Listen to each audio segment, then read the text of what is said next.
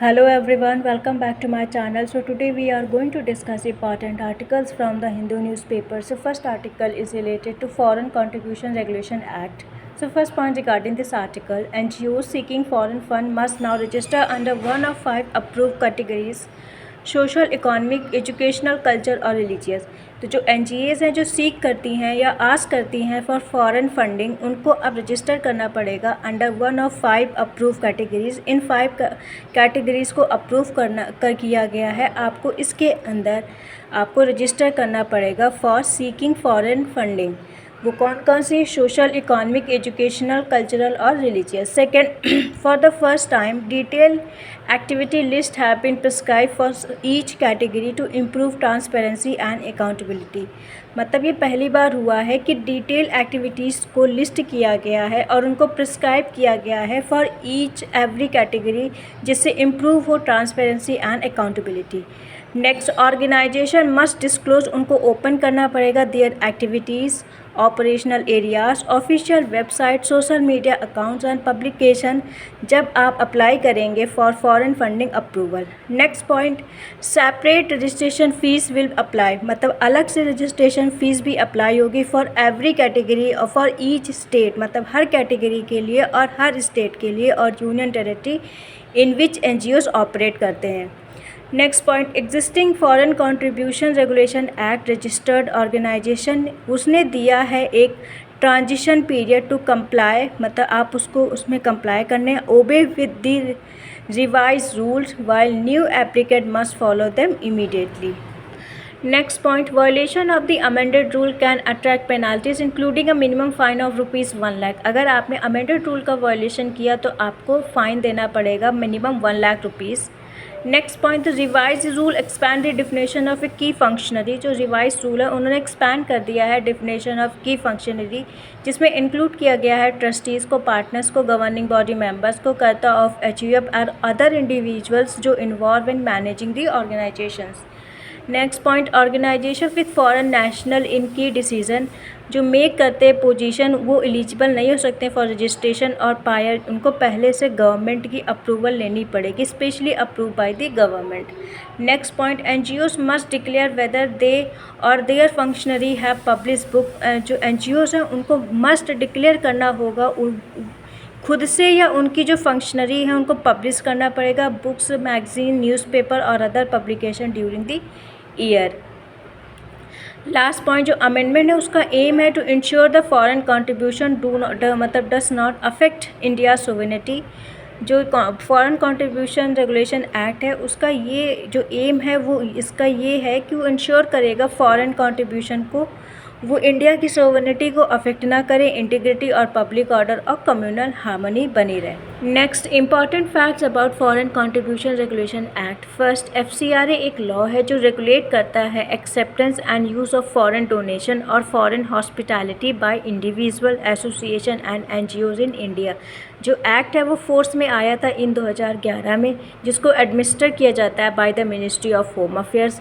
No individual और organisation can legally receive foreign contribution without FCRA registration और prior government permission.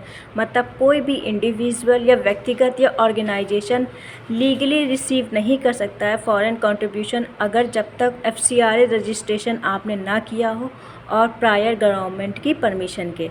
Next, जो foreign contribution है उसको receive करना है ओनली थ्रू आ डिजिग्नेटेड एफसीआरए बैंक अकाउंट। आप फॉरेन कंट्रीब्यूशन को आप डिजिग्नेटेड बैंक अकाउंट के थ्रू ही आप उसको रिसीव कर सकते हैं, वरना आप नहीं कर सकते।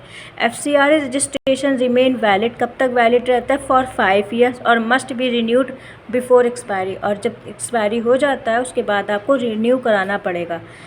And the last, one of the acts की ऑब्जेक्टिव, तो मेनली जो फॉरेन कंट्रीब्यूशन रेगुलेशन एक्ट है इसका मेन ऑब्जेक्टिव है प्रिवेंट, मतलब स्टॉप करें या उसको रोकना miss use of foreign fund for activities जो कंसिडर्ड किया जाता है हार्मफुल टू नेशनल इंटरेस्ट और public order. Next article is related to ecologically sensitive area. So first point regarding this article, the central government is moving, तो central government move कर रहा है toward finalizing ecologically sensitive area in a phased state wise manner. Start कहाँ से होगा? Beginning with state जहाँ पर consensus already हो चुका है या रीच्ड हो चुका है। सेकेंड, जो ECA है या इकोलॉजिकली सेंसिटिव एरिया, वो एक लीगली प्रोटेक्टेड रीजन है under notified under the environment protection act 1986, जो सेफगार्ड करता है इकोलॉजिकली फ्रेजाइल लैंडस्केप को, मतलब उन लैंडस्केप को जो फ्रेजाइल है, मतलब बहुत सेंसिटिव है, उनको प्रोटेक्ट करता है। नेक्स्ट, इसका ऑब्जेक्टिव है to conserve biodiversity rich ecosystem और अलाउ करना सस्टेनेबल लाइवलीहुड और activities for existing local communities. 4 point, the Madhav Gadgil committee जो बनी थी 2010-11 में, उसने रिकमेंड किया था कि पूरे जो वेस्टर्न घाट को है उसको ब्रिंगिंग इंटायर वेस्टर्न घाट रीजन अंडर ECA, मतलब ecologically sensitive area protection, with strict restriction लगाया जाए on development activities. Next point, the के कस्तूरी रंजन कमेटी 2012-13, उसने प्रपोज किया था एक more balance approach by distinguishing human dominated area from natural landscape और recommend किया था protection mainly for ecologically intact regions. Next, based होगा on scientific assessment and ground verification, जो प्रपोज होगा ECA boundary was revise over time, जो address किया जाएगा concern raise by states and local communities. 7 point, the Sanjay Kumar committee जो constitute या बनी थी to resolve mapping issues, examine state level objection and help complete the ECA notification process. And the next point, जो latest framework उसने allow किया है center to notify ECA boundaries on a state by state basic instead of waiting for all agreement from all Western Ghat state.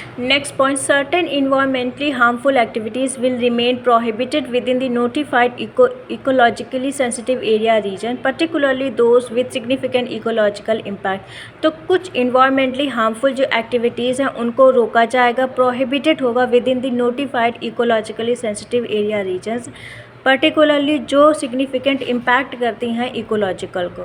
Next, जो new mining and quarrying objects are propose to be restricted in notified, जो new mining और quarrying of projects आए हैं उनको भी restrict किया जाएगा in notified ecologically sensitive area zones में to prevent ecological degradations. Next, establishment of the thermal power plant and highly polluting industries is not permitted in this sensitive region. तो thermal power plants हो गए और highly polluting industries इस regions में allowed नहीं की जाएंगी, ना उनको परमिटेड किया जाएगा। Next point, large commercial construction and township project beyond prescribe limit face restriction under ECA regulation. जो लार्ज कॉमर्शियल कंस्ट्रक्शन और टाउनशिप प्रोजेक्ट हैं बियॉन्ड प्रिस्क्राइब लिमिट, वो भी फेस कर सकते हैं restriction under ECA regulations. Next point, जो western घाट है उसको रिकॉग्नाइज किया जाता है as a one of India's का most important biodiversity hot spot and support करता है बहुत सारे एंडेमिक प्लांट और एनिमल स्पीसीज़ को। इकोलॉजिकली सेंसिटिव एरिया नोटिफिकेशन, इसका एम है टू इंश्योर करें लॉन्ग टर्म इकोलॉजिकल सिक्योरिटी को, water conservation and sustainable development across western Ghat landscape. And the last point, जो स्टेट वाइज अप्रोच है वो expected है टू वो एक्सेलरेट करेगा, इन्हांस करेगा इम्प्लीमेंटेशन, जबकि जो एड्रेस करेगा local concerns through consultation and scientific mapping.